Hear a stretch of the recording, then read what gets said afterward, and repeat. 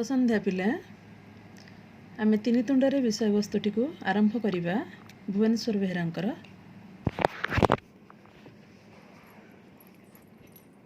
मन देखि सुन। अनेक कहती जे शासन पद्धति गुड़िक मध्य गणतंत्र ही सर्वोत्कृष्ट। वास्तविक पिले आमर जेते देश अछि कोठी राजतंत्र अवश्य आज भी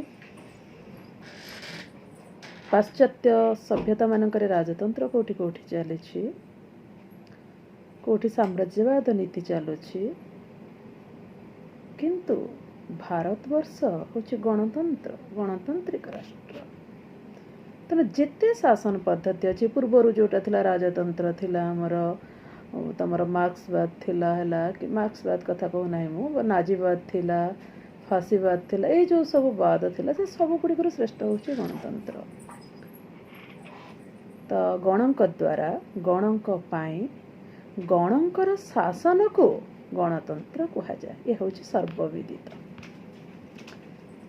अच्छा मन भितर पुणी आसुची जे शासन कहले कौन लोकों ऊपर शासन पिले नुहे। शासन कहले लोकों ऊपर शासन नुहे निज स्त्री किंबा पुओ झियों ऊपर मालिकाना जाहिर करबा मध्य नुहे। तेणु गणतंत्र शासन कहिबार किछि विशेष अर्थ तो निश्चय अछि।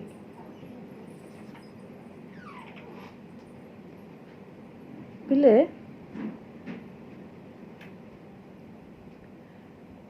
जणे निश उपुड़ा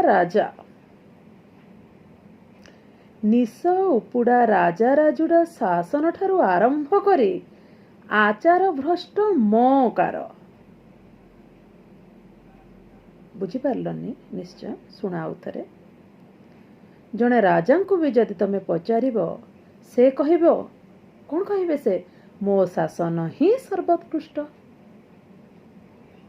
कौन कहउचंती एटी प्राबंधिक जे निश उपुड़ा राजा राजुड़ा शासन ठारू आरंभ करे आचार भ्रष्ट मकार व्यभिचार ग्रस्त याहिया सामरिक एक छत्रवाद पर्यंत। अर्थात जणे निश उपुड़ा राजा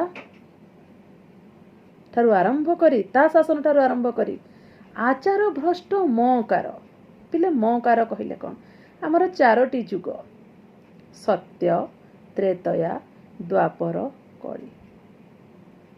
तमे जानिछ सत्य जुगरे बामन मारिथिला बळी को ब मारिला ब को कथारे कहंती ब मारिला ब को सत्य जुगरे। त्रेतयारे र मारिला र को राम मारिला रावण को। द्वापर रे क मारिला क को कृष्ण मारिले कंस को। आओ कली जुगरे म मारुछि म को अर्थात मनीष मारुछि मनीषर अहंकार को मनीष को। तो एठी प्राबंधिक बढ़िया कथाटे कहिले तुम बुझिया दृष्टि मु लाइन टी कहली जे निश उपुड़ा राजा राजुड़ा ठारू आरंभ करी से शासन पद्धति ठारू आरंभ करी आचार भ्रष्ट मकार जो माने आचार भ्रष्ट मकार कहले अहंकार मु सर्वस्व मकार व्यभिचार ग्रस्त व्यभिचार परिपूर्ण याहिया सामरिक एक छत्रवाद। पिले गणतंत्र कहे आकाश रे सूर्यर आलोक द्वारा पृथ्वी आलोकित चंद्रर आलोक द्वारा मध्य पृथ्वी आलोकित चंद्रर आलोक सहित तारा मानक आलोक रे भी पृथ्वी आलोकित ये होची गणतंत्र शासनर नीति। किंतु एक छत्रवाद कौन कहबो एठी चंद्र मुही केवल आलोक प्रदान करुछि एठी तारार कौनसी प्रकार भूमिका नहीं। तेणु ये जो याहिया सामरिक एक छत्रवाद शासन तांको भी जदि पचरा जाए से भी कहिबे मो शासन सर्वोत्कृष्ट। तो गणतंत्र शासन श्रेष्ठ बोली कहिबार नूतनता कौन अछि बोली प्राबंधिकर बुझेबाकू ए वाक्यालाप करिसंती से। ए समस्त को पचारिबो जणे निश उपुड़ा राजा ठारू आउ थरे पिले मन देखि सुन निश उपुड़ा राजा ठारू ବ୍ୟଭିଚାରଗ୍ରସ୍ତ ୟାହିଆ ସାମରିକ, ଯିଏ ବ୍ୟଭିଚାରରେ ପରିପୂର୍ଣ୍ଣ ହେଇଥିବା ଶାସକ ବି ଯଦି ପଚରାଯାଏ, ଏକଛତ୍ର ଶାସକକୁ ପଚରାଯାଏ, ସେ କହିବ ଯେ ତାର ପ୍ରବର୍ତ୍ତିତ ଶାସନ ପଦ୍ଧତି ଜନସମୂହଙ୍କ ହିତ ପାଇଁ, ସମୂହ ହିତ ପାଇଁ। ତେଣୁ କେବଳ ଗଣତନ୍ତ୍ର ଶାସନ ଯେ ଗଣଙ୍କ ପାଇଁ ବା ଗଣଙ୍କ ହିତ ପାଇଁ, ସେ କଥା କହିବାରେ ମଧ୍ୟ ବିଶେଷ ତାତ୍ପର୍ଯ୍ୟ ନାହିଁ। କିନ୍ତୁ ଗଣଙ୍କ ଦ୍ୱାରା ଶାସନ ହିଁ ଗଣତନ୍ତ୍ରର ପ୍ରକୃତ ପ୍ରଧାନ ବିଶେଷତ୍ୱ ବୋଲି କୁହାଯାଇପାରେ। ଏଠି ଯେଉଁ ଗଣତନ୍ତ୍ର, ରାଜତନ୍ତ୍ରରେ ଯଦିଓ ଗଣ ବ୍ୟକ୍ତିବିଶେଷ ଜଣେ ଶାସନ କରୁଛି, କିନ୍ତୁ ସେ ଶାସନଟା ଆମେ ସର୍ବୋତ୍କୃଷ୍ଟ କହିପାରିବା ନାହିଁ। କିନ୍ତୁ ଯେଉଁଠି ଗଣଙ୍କ ଦ୍ୱାରା ଶାସନ ହେଉଛି, ଗୋଟେ ବ୍ୟକ୍ତିବିଶେଷ ଶାସନ କରୁଛି, କିଛି ବ୍ୟକ୍ତିବିଶେଷଙ୍କର କ'ଣ କହନ୍ତି, ଗଣଙ୍କ ଦ୍ୱାରା, ଗଣଙ୍କ ପାଇଁ, ଗଣମାନଙ୍କର, ଅତଏବ ସେ ଶାସନ ହେଉଛି, ତାର ବିଶେଷତ୍ୱ ଅଲଗା। ତେଣୁ ଏଇଠୁ ଆମେ ଅନ୍ତତଃ ବୁଝିବା ପିଲେ, ଏଠି ଦେଖ, ରାଜତନ୍ତ୍ରରେ ତମେ ସ୍ୱାଧୀନ ଭାବରେ କଥା ବି କହିବାର କ୍ଷମତା ଥିଲା କି ନାହିଁ ବି ଆମେ ଜାଣିନାହିଁ। ବହୁତ କଷ୍ଟ, ଇଂରେଜ ଶାସନ ଚାଲିଥିଲା, ରାଜତନ୍ତ୍ର ଆମର ଥିଲା। ଆଜି ଗଣତନ୍ତ୍ରରେ ଆମେ ନିଜକୁ ନିଜେ ପରୋକ୍ଷ ଭାବରେ, ପ୍ରତ୍ୟକ୍ଷ ଭାବରେ ନୁହେଁ ପିଲେ, ପରୋକ୍ଷ ଭାବରେ ଶାସନ କରୁଛେ। ତେଣୁ ନିଶ୍ଚୟ ଏହାର ବିଶେଷତ୍ୱ ଅଛି। ଇଏ ହେଉଛି ପ୍ରକୃତ ବିଶେଷତ୍ୱ। ତେଣୁ ଏଠି ରାଜତନ୍ତ୍ର ନୁହେଁ, ସାମରିକ ଏକଛତ୍ରବାଦ ୟାହିଆ ଗୋଷ୍ଠୀ ନୁହେଁ, କୌଣସି ନାଜିବାଦ ନୁହେଁ, କୌଣସି ଫାସିବାଦ ନୁହେଁ। ଏଠି କେବଳ ଗଣଙ୍କ ଶାସନ ହିଁ ସର୍ବୋତ୍କୃଷ୍ଟ। ତେଣୁ ଏଥିରୁ ଆମେ ବୁଝିବା ଯେ ଗଣତନ୍ତ୍ର ଶାସନର ଲୋକେ ନିଜେ ନିଜକୁ ଶାସନ କରନ୍ତି। ଅନ୍ୟ ଅର୍ଥରେ ଏଥିରେ ଶାସକ ଓ ଶାସିତ ଏକ ଓ ଅଭିନ୍ନ। ଯିଏ ଶାସକ ସେ ବି ସମୟ ବିଶେଷରେ ଶାସିତ, ଯିଏ ଶାସିତ ସେ ବି ସମୟ ବିଶେଷରେ ଶାସକ। ଅର୍ଥାତ୍ ଏ ଶାସନରେ ପ୍ରଭୁ କିମ୍ବା ଦାସ, ଶୋଷକ କିମ୍ବା ଶୋଷିତର କଳ୍ପନା କରାଯାଇ ନପାରେ। ଏଠି କେହି ଉଚ୍ଚ ନୁହନ୍ତି, କେହି ନୀଚ ନୁହନ୍ତି। ଏଠି କେହି ଶାସକ ନୁହନ୍ତି, ଏଠି କେହି ଶାସିତ ନୁହନ୍ତି। ଏଠି ସମସ୍ତେ ଶାସକ, ଏଠି ସମସ୍ତେ ଶାସିତ। ତେଣୁ ଆମେ ଅନ୍ତତଃ କହିପାରିବା 5ଟା ଜିନିଷ ପିଲେ ମନେ ରଖ। ସାମାଜିକ ନ୍ୟାୟ, ମନ ଦେଇକି ଶୁଣୁଥାଅ। ସାମାଜିକ ନ୍ୟାୟ, ଅର୍ଥନୈତିକ ସମତା, ବ୍ୟକ୍ତିଗତ ଅଧିକାର। ଆଉ ଥରେ କହୁଛି, ସାମାଜିକ ନ୍ୟାୟ, ଅର୍ଥନୈତିକ ସମତା, ବ୍ୟକ୍ତିଗତ ଅଧିକାର, ବ୍ୟକ୍ତିଗତ ସ୍ୱାଧୀନତା, ୟା ସହିତ ସମଷ୍ଟିଗତ ପ୍ରଗତି। ଇଏ ହେଉଛି ଗଣତନ୍ତ୍ରର ସ୍ୱାଭାବିକ ପରିଣତି ବୋଲି ଯୁକ୍ତି କରାଯାଏ। ଆଉ 5ଟି ଆଉ ଥରେ କହୁଛି ପିଲେ। ସାମାଜିକ ନ୍ୟାୟ, ମୁଁ କହିବିନି ଯେ ଏ ବାସ୍ତବିକ ସାମାଜିକ ନ୍ୟାୟ ଆଜିର ଗଣଙ୍କୁ, ଲୋକଙ୍କୁ ମିଳୁଛି କି ନାହିଁ, ସେ କଥା ତମେ ବି ଜାଣିଛ, ମୁଁ ବି ଜାଣିଛି। ଗୋଟେ ବ୍ୟକ୍ତିଟିଏ ମରିଯାଉଛି, ତାକୁ ନ୍ୟାୟ ମିଳିପାରୁନି। ତେଣୁ ଆମେ ଏଇଟା କ'ଣ, ବାସ୍ତବିକ ଏଇଟା ପୋଥିଗତ ବିଦ୍ୟା ନା ବାସ୍ତବିକ କାର୍ଯ୍ୟକାରୀ ହେଉଛି? କିନ୍ତୁ ଗଣତନ୍ତ୍ରର ସ୍ୱାଭାବିକ ପରିଣତି କ'ଣ ବୋଲି ଯୁକ୍ତି କରାଯାଏ। ଯଦି ପଚରାଯାଏ କାହାକୁ ଯେ ବାସ୍ତବିକ ରାଜତନ୍ତ୍ର ଠାରୁ ଭିନ୍ନ କାହିଁକି ଗଣତନ୍ତ୍ର, ନା ଗଣତନ୍ତ୍ରରେ ସାମାଜିକ ନ୍ୟାୟ ଅଛି, ଅର୍ଥନୈତିକ ସମତା। କିନ୍ତୁ ପିଲେ ମନ ଭିତରେ ପ୍ରଶ୍ନ ସବୁବେଳେ ମୋର ବି ଉଠେ, ଯେଉଁଠି ରାସ୍ତା କଡ଼ରେ ଦ୍ୱିତଳ ପ୍ରାସାଦ ଗୋଟେ, ସେଠି ପୁଣି ପତ୍ର କୋଡ଼ିଆର ଭୟ କାହିଁକି? ଅର୍ଥାତ୍ ଯଦି ଏଠି ଅର୍ଥନୈତିକ ସମତା ଅଛି ବୋଲି ଆମେ କହୁଛେ, ତାହେଲେ ରାଜରାସ୍ତା ଉପରେ ଦ୍ୱିତଳ ପ୍ରାସାଦ, ତା ପାଖରେ ପୁଣି ଗୋଟେ ପତ୍ର କୋଡ଼ିଆ। ତେଣୁ ଅର୍ଥନୈତିକ ସମତା ଏଠି ନାହିଁ। ତଥାପି ଗଣତନ୍ତ୍ର ନିର୍ନିମ ପିଟି କହେ ଯେ ସାମାଜିକ ନ୍ୟାୟ, ଅର୍ଥନୈତିକ ସମତା, ବ୍ୟକ୍ତିଗତ ଅଧିକାର। ବ୍ୟକ୍ତିଗତ ଅଧିକାର ଆମର କ'ଣ ଅଛି? ସତରେ ଅଛି। जदि भाविबा सेमिति अछि जदि जोटा आम अधिक चाहूचे बोधुए सेटा उच्छृंखलता।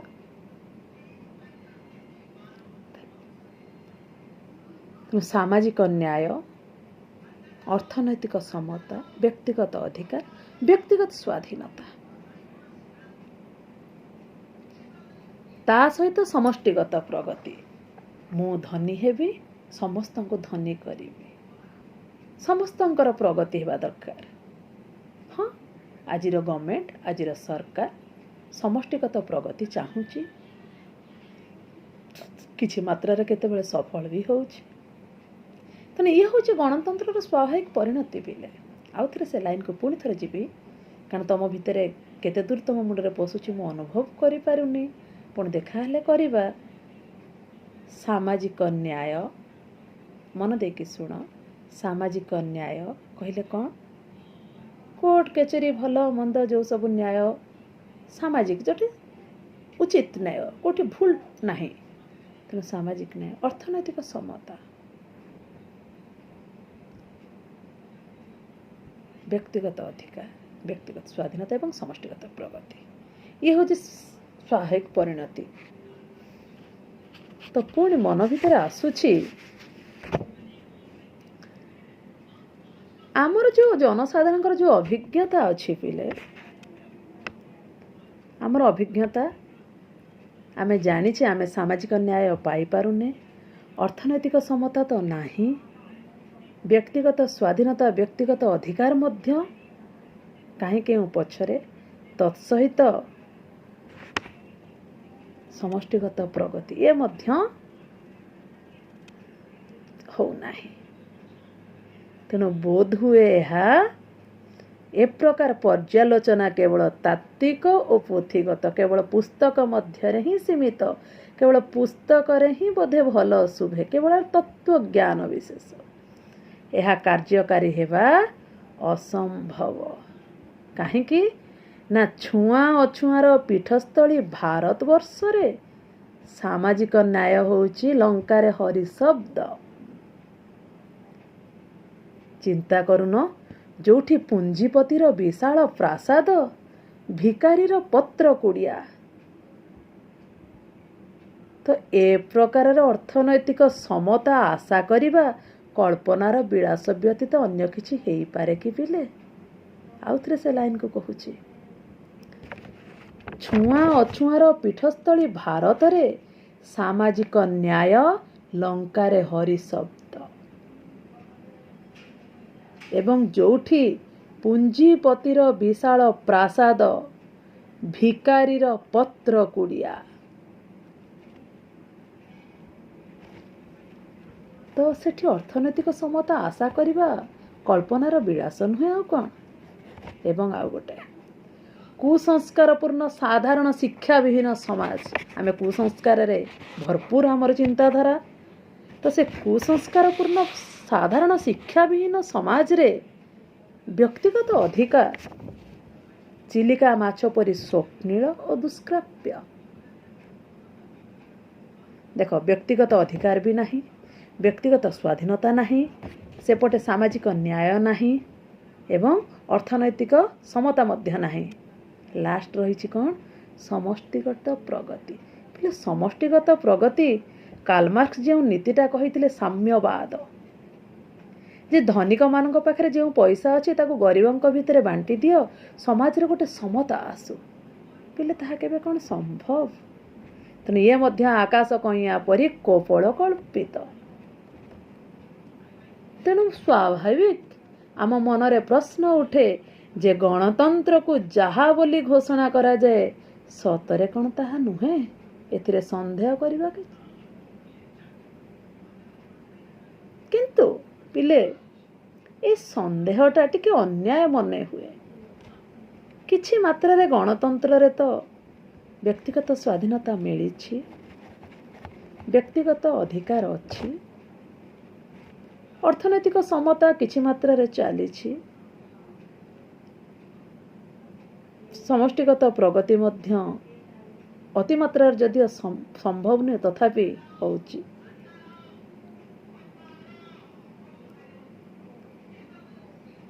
तेणु मन भितर आसे जे गणक द्वारा शासनर अर्थ कौन जनता व्यक्तिगत भाव निजे निजे को शासन करेंगे निजे निजे शासनकर्ता हेबे पिले एपरी व्यवस्था जदि कार्यकारी होता से तो सबु तंत्र ठारू बढ़ी जाता आमे जदि समस्ते कहबा मु मुख्य मु शासनकर्ता ताहले तो सरीगला तेणु ये जड़े ही शासनकर्ता हेबे किंतु आमे निजे निज को ही शासन करुचे व्यक्तिगत भाव में मोर छोट बेले गोटे मन भितर आसे मु पचारि भी जड़े मोर मन पड़ू जड़े सार को जे भगवान पर सबू देखुंती ताहले मत कहीपर मु केउ रंगर क्लिप लगेची मोर छोट मन प्रश्न आज भी आसूची मु भावुली मो मन भितर कि प्रश्न उठी से हसीदेले कहले ना ना देखु बोले देखु कहले कहीं देखु से देखुवे जे तू कौ रंगर क्लिप लगेचु तू कौ रंगर पोशाक पिंधिचु किंतु से किसी तत्ते कहबे ना तेना आमे जो शासन व्यवस्था रे अच्छे आमे ए प्रकार गोटे नीति नियम रे बंधन हे अच्छे आमे जानिचे आमको कहीं शासन करूना आमको कहीं प्रत्यक्ष भाव में देखु ना तथापि किसी गोटे नीति अच्छी नियम अच्छी जहाँ द्वारा आमे परिचालित होउचे तेणु गणतंत्र रे जनता द्वारा जनतार शासन प्रत्यक्ष न हो परोक्ष होइछि आ परोक्ष होबाटा भी सठिक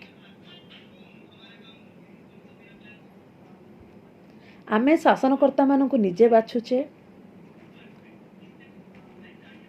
बाछिया पर जानी शुणी तांकरी हाथ ने शासन भार अर्पण करुचे तेणु लोक प्रतिनिधि मनोनयन होउछि आम गणतंत्र प्रकृत मेरुदंड पिले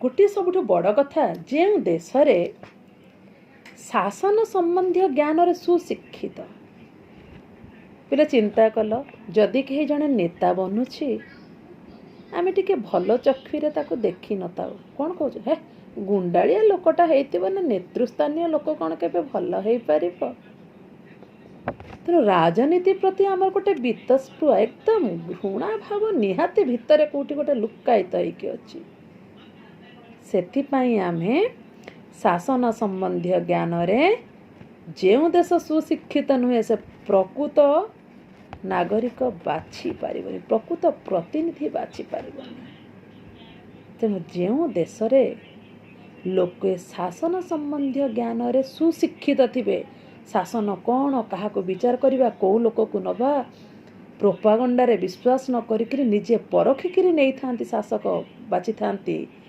एवं निज अधिकार नागरिक अधिकार तथा प्रतिनिधि बाछियार गुरुत्व संबंध रे सचेतन पिले जे आमे ए व्यक्ति को बाछिबु जदि बाछिबु हमर केते उपकार हबो केते अपकार हबो से गुरुत्व संपर्क रे सचेतन तेणु से देश मानकरे भोटदाता माने लोक प्रतिनिधि हेबा पई उपयुक्त कौन हेबा पई भोटदाता माने लोक प्रतिनिधि आउ थे कौच से लाइन पिले जो देश रे लोक प्रतिनिधि माने अर्थात जो माने भोट दियंती उचित लोक को भोट देउचंती ताकू नेता भाव में चयन करुचंती ताहले से देश रे कौन सी प्रकार समस्या कहीं ना जिते से लोकटी को से मैंने चयन करेंगे से व्यक्ति विशेषर दोष गुण क्रिया कलाप चिंताधारा मानसिक दृष्टिकोण साधुता सचोटपणिया कार्यदक्षता ता विषय व्यक्तिगत ज्ञान संग्रह करेंगे लोकटा वास्तविक कौन ए लोक जदि कार्यभार ग्रहण करे केते दूर संभाली पारिबो जेंति आमे छोट छोट कथा आमे गोटे क्लासरूम रे मॉनिटर करूचे काहा को करूचे आमे निजे परखुचे जे ए पिलाटी को जदि आमे मॉनिटर करू ये पिलाटी भल कार्यभार ग्रहण करि पारिबो याको जदि ए दायित्व दिया जाए से ताले कार्यभार ग्रहण करि पारिबो तेने ए प्रकार मानसिक दृष्टिकोण को आखि आगे रखिकी आमे प्रतिनिधि बाछि थांती किंतु जो देशर जनता शासन संबंधी ज्ञान रे अज्ञ निज कर्तव्य अधिकार रे अज्ञ से देश रे कौन काम करे पिले ପ୍ରୋପାଗଣ୍ଡା କ'ଣ ମୁଁ କାହାକୁ ଗୋଟେ କହିଲି ଆରେ ବୁଝିଲୁ ଭାଇ ସେ ଯେଉଁ ଲୋକଟି ସେ ବିଶ୍ୱାଳ ବାବୁ ଯିଏ ଠିଆ ହେଇଛନ୍ତି ବଢ଼ିଆ ଲୋକ ଭାଇ ତାକୁ ଦେଇଦେବ ମୋ ଭୋଟ। ତମେ ଶୁଣିଲ, ତମେ ଆଉ 10 ଜଣଙ୍କୁ କହିଲ, ସେ 10 ଜଣ ଆଉ 10 ଜଣଙ୍କୁ, ଏଇଭଳି ଭାବରେ ପ୍ରୋପାଗଣ୍ଡାରେ ସେ ବିଶ୍ୱାଳ ବାବୁଟି ଜିତିଗଲେ। ତମେ ଆଉ ଜାଣିପାରିଲନି ଯେ ବାସ୍ତବିକ ସେ ବିଶ୍ୱାଳ ବାବୁ କେତେ। ତମେ ଯଦି ନିଜେ ପରଖିଥାନ୍ତ ତା ବ୍ୟକ୍ତିଗତ ଦୋଷ ଗୁଣ ଅଛି କି ନାହିଁ, ତା କ୍ରିୟାକଳାପ କ'ଣ, ତା ଚିନ୍ତାଧାରା କ'ଣ, ତାର ମାନସିକ ଦୃଷ୍ଟିକୋଣ କେମିତି, ବ୍ୟକ୍ତିଗତ ଜ୍ଞାନ ସଂଗ୍ରହ କରିଥାନ୍ତ ତା ବିଷୟରେ, ତାହେଲେ ଯଦି ଠିକ୍ ହେଇଥାନ୍ତା ତାହେଲେ ତାକୁ ତମେ ଉପଯୁକ୍ତ ପ୍ରତିନିଧି ରୂପେ ବାଛିଥାନ୍ତ। କିନ୍ତୁ ତମେ ପ୍ରୋପାଗଣ୍ଡାରେ ବିଶ୍ୱାସ କର, ସାଙ୍ଗ ବନ୍ଧୁବାନ୍ଧବଙ୍କ କଥା ଶୁଣି ତାକୁ ଜିତେଇ ଦେଲ। ଯେତେବେଳେ ସେ କିଛି ନ ଶୁଣିଲା ନ କଲା, ତମେ ସେତେବେଳକୁ ଆଉ କିଛି କରିବାର ତମ ପାଖରେ ନାହିଁ। ତେଣୁ ଏଇସବୁ ସମସ୍ୟା ଆମ ଦେଶରେ ବହୁ ମାତ୍ରାରେ ଦୃଷ୍ଟିଗୋଚର ହେଉଛି। ଶୁଣ, ଆଉ ଗୋଟେ କଥା, ବିରାଡ଼ି ବୈଷ୍ଣବ ବି କେତେ ଅଛନ୍ତି। ଅର୍ଥାତ୍ କେହି କେହି ବ୍ୟକ୍ତି ବିଶେଷ ବିରାଡ଼ି ବୈଷ୍ଣବ କହିଲେ କ'ଣ କହିଲ ପିଲେ, ଶାସନ କ୍ଷମତା ପାଇବା ଲୋଭରେ ପଟ ପରିବର୍ତ୍ତନ କରନ୍ତି। ଅର୍ଥାତ୍ ଯାହା ସିଏ ସେ ସେଇଭଳିଆ ଦୃଷ୍ଟିଗୋଚର ହୁଅନ୍ତି ନାହିଁ। ମାନେ ଯେମିତି ଆମେ ଇସ୍ତ୍ରୀ ମରା ପୋଷାକଟେ ପିନ୍ଧୁଛେ, ତା ଭିତରେ ବାସ୍ତବିକ ଚରିତ୍ର ଆମେ ଲୁଚେଇକି ରଖୁଛେ, ଠିକ୍ ସେମିତି ବିରାଡ଼ି ବୈଷ୍ଣବ ମାନେ କ୍ଷମତା ପାଇବା ଲୋଭରେ ପ୍ରତିନିଧି ହେବାକୁ ବାହାରି ପଡ଼ନ୍ତି। ନିଜର ଗୁଣ କୀର୍ତ୍ତନ ନିଜେ କରନ୍ତି, ନିଜ ପେଁକାଳି ନିଜେ ବଜାନ୍ତି, ସଭା ସମିତିରେ ଛାତି ପିଟିକିରି ବାହାସ୍ଫୋଟ ମାରନ୍ତି, ଧୂଆଁ ବାଣ ଛାଡ଼ନ୍ତି, ଆମେ ଭଲ, କେହି ଭଡ଼ାଟିଆଙ୍କ ସାହାଯ୍ୟରେ ତାଳି ମାରିବା ପାଇଁ ମଧ୍ୟ ଲୋକ ଆଣିଥାନ୍ତି। ତେଣୁ ଏ ଯେଉଁ ସବୁ ସ୍ୱଭାବ ଅଛି, ଏମାନେ ହେଉଛନ୍ତି ବିରାଡ଼ି ବୈଷ୍ଣବ ନୀତି। କିଛି କ'ଣ କହନ୍ତିନି, ସାମୟିକ ଆଶ୍ରୟ ନେବେ, ପଇସା ପକାଇବେ, ଆରେ ମୁଁ ଜିତିଯିବି ପଇସା ପକାଇବେ, ନିଜ ପାଇଁ କାହାକୁ ସାମୟିକ ଆଶ୍ରୟ ଏସବୁ ନିଅନ୍ତି। ଧନର କାର୍ପଣ୍ୟ ଦେଖେଇବେନି, ପଇସା ବାଣ୍ଟିବେ, ଧନ ବାଣ୍ଟିବେ, ଏମିତି କରିକିରି ପ୍ରତିନିଧି ହେଇଯିବେ। ଏଭଳିଆ ବ୍ୟକ୍ତି ବି ଅଛନ୍ତି ସମାଜରେ। ଆଉ ସେମାନେ କ'ଣ କରନ୍ତି, ପଇସା ବଳରେ ଧଳାକୁ କଳା, କଳାକୁ ଧଳା କରି ଚେଷ୍ଟା କରନ୍ତି ଧଳା କରିବାକୁ। ତେଣୁ ଏଇଭଳି ବିରାଡ଼ି ବୈଷ୍ଣବମାନଙ୍କର ଚରିତ୍ରକୁ ଉଦ୍ଘାଟନ କରିବା ପାଇଁ ପ୍ରାବନ୍ଧିକ ଭୁବନେଶ୍ୱର ବେହେରା ପ୍ରୋପାଗଣ୍ଡା ମାଧ୍ୟମରେ ଯେ କେମିତି 3 ତୁଣ୍ଡରେ ଛେଳିଟି କୁକୁର ପାଲଟିଯାଏ, ତାରି ଉପରେ ନିଜର ମତାମତ ଦେଇଛନ୍ତି। ତେଣୁ ଦେଖ, ଯେଉଁଠି ଭଲ ମନ୍ଦ ଚିହ୍ନିବାର ଯୋଗ୍ୟତା ନାହିଁ, ସେଠାରେ ପ୍ରୋପାଗଣ୍ଡାର ହିଁ ଜୟ ହୁଏ ପିଲେ। ତେଣୁ ପ୍ରୋପାଗଣ୍ଡା ଯେ କ'ଣ କରିପାରେ ସେ ସମ୍ବନ୍ଧୀୟ ଆମର ପୁରୁଣା ଜଣାଶୁଣା 3 ତୁଣ୍ଡରେ ଛେଳି କୁକୁର ମଜା ଗପଟି ଆମେ ପଢ଼ିବା। ନେକ୍ସଟ କ୍ଲାସ୍ ପଢ଼ିବା ପିଲେ। ଆଜି ପାଇଁ ଏତିକି। ଧନ୍ୟବାଦ। ଶୁଭରାତ୍ରି।